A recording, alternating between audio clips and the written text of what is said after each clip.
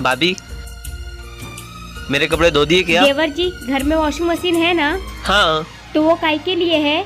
कपड़े धोने के लिए। तो देवर जी, मेरे पापा ने वॉशिंग मशीन कपड़े धोने के लिए दिया है, ना कि रखने के लिए। तो एक काम करिए, जाइए अपना कपड़ा खुद ही धो लीजिए। ठीक है भाभी, मैं अपना कपड़ा खुद ही धो लेता हूँ।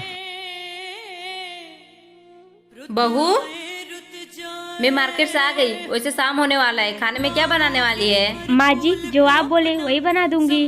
बहू, घर में भिंडी है ना, तो एक काम कर, भिंडी की सब्जी बना दे। क्या, भिंडी की सब्जी? मुझे भिंडी की सब्जी बिल्कुल नहीं पसंद है। अगर आपको भिंडी की सब्जी पसंद है तो जाओ खुद ही बनाओ और खुद ही खाओ। बहू, तुझे पता है ना, इस उम्र में मुझे खाना बनाने का मन नहीं करता है, तो तू ही बना दे। मेरे बाप ने ये सोच के दहेज नहीं दिया था कि मैं यहाँ पे खाना बनाऊंगी, बल्कि ये सोच के दिया था कि मेरी बेटी जहाँ पे जाएगी वहाँ पे ऐसे आराम की जिंदगी जिएगी। माँ, आप भाभी को क्यों बोल रही हो? ये तो दहेज लेके आई है। मैं खाना बना देता हूँ, आप रुकिए।